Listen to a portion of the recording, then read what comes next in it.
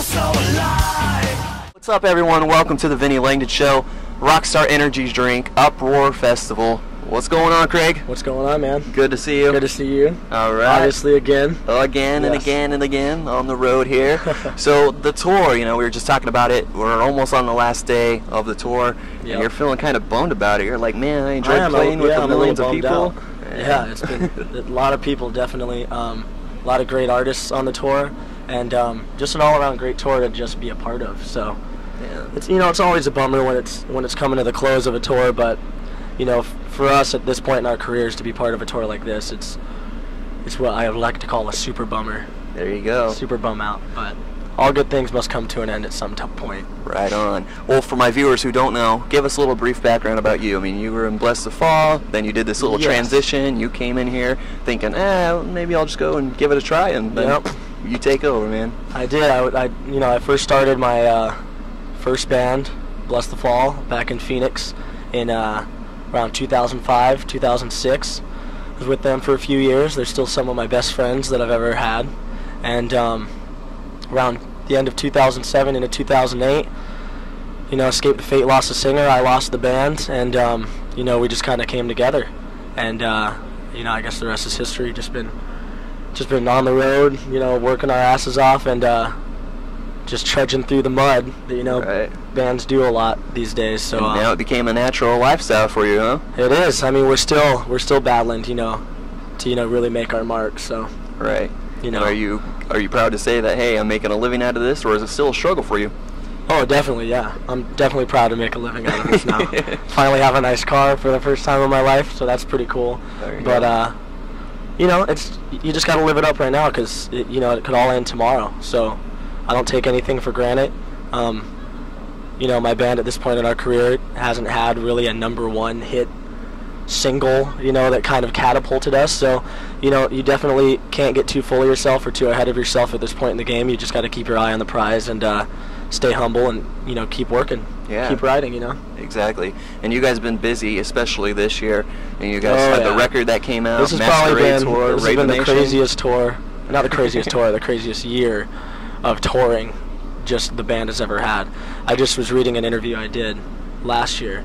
I'm like, we're hoping to just do nothing but be on the road this whole next year. We're so excited about this new record, and I probably had the most time off this year, even though it feels like I've been busy. I mean, there's just been so many obstacles with our guitarist Monty wanting to focus on writing the next record and wanting to, stay at home and not be on the road with us so that he could work and not, be distracted by anything else, to dealing with our bass player going to rehab, getting out of rehab, and then that didn't really help, so then we had to send him home to try to get better, and that we're still struggling and battling with that. So it's been a crazy year for us, man, definitely. But life keeps going on, and life goes on. Fate keeps on going on. Life goes on. The train must keep rolling, so. There you go. Well, tell us a little bit more about that album. Self-titled album came out earlier this year. And it was. We decided to make it self-titled because we just all felt at that point that we had really found the kind of direction we wanted to head, and at this point, I think we're still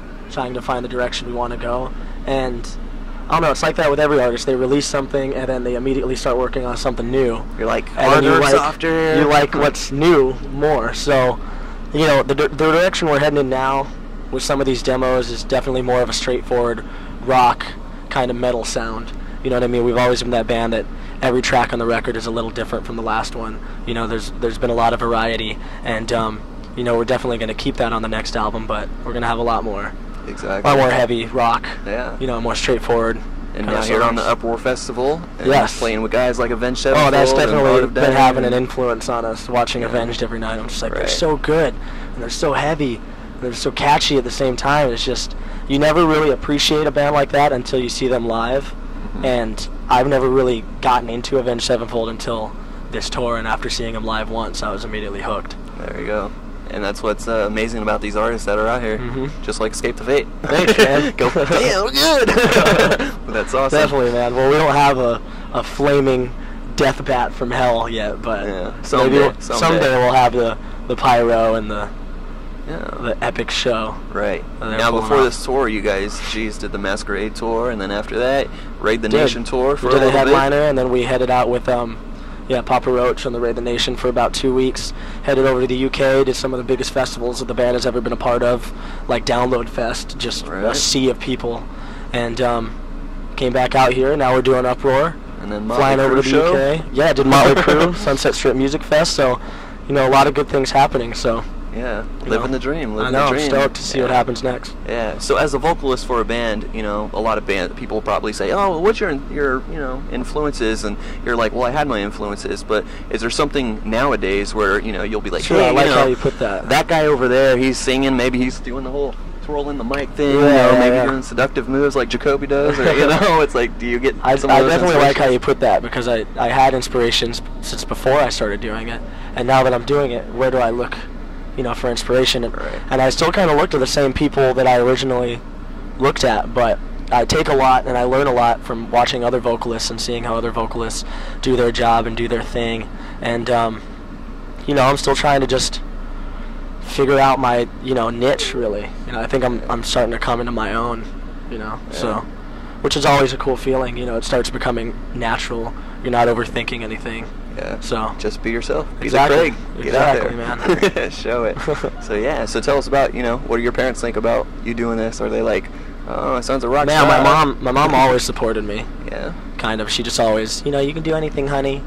And you know, we were kind of like the grunge little, you know, mother son kind of couple thing, just rolling around in her little crappy car, listening to Nirvana all the time, Aerosmith. My dad, on the other hand, was very strict, military. Looks exactly like Dolph Lundgren from the Rocky movies. You know that guy? You will lose. That looks exactly like my dad. So he was more of a strict.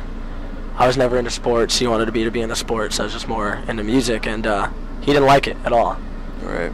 But now that I've traveled more places in the world and do these cool things, he loves it. Yeah. And now he's like, oh yeah, man, give me backstage passes. Woohoo. Yeah. So, party like a rock star. Exactly. Every night. Exactly. So there you go. Now, being on this tour, do you have a certain lineup? I know, because like the Warped Tour, you know, was a different experience for you guys, going, we're playing at 11, we're playing at 5, we can just sleep in a little bit longer. But you know, this tour's kind of pretty much set schedule. It is, man. 5:20 every day. I definitely like when it's a set schedule like that. You know, I don't like raging late at a barbecue at Warped Tour one night and then getting woke up by my tour manager at 11:15. Yeah, you guys are on at noon today. And then, you know, all the tickets for Warped Tour say the show starts at 12:30 anyways. So if you're going on at noon, you're just getting screwed. Right. So, I mean, it definitely is nicer to know what you're doing every day. You know, wake up, like, okay, like we do our signings at the Rockstar tents every day at 3 o'clock, and then we hit the stage at 5:20 every day. And, you know, not only just having the time set, but just the crowd and the fans that are at this kind of festival, as opposed to Warped Tour, is a lot older, and we're gaining a lot of new fans. You know what I mean? Obviously, we have our core fans that are coming and they want to see us play, and I appreciate them coming. But you know, Warped Tour obviously rallies that whole scene to one location. So, you know, all the kids want to go to Warped Tour. Right. Here, it's like these big radio rock bands. Yeah. And you know, we're definitely touching a different market, and it's cool to see a lot of people coming up like, I never heard of you guys, love you guys, thanks so much, you know, totally just bought your CD, super into it. So Store's been a great opportunity for us. Definitely. So I like it, you know. Now The Papa Roach thing obviously was a different big thing for us too. Yeah.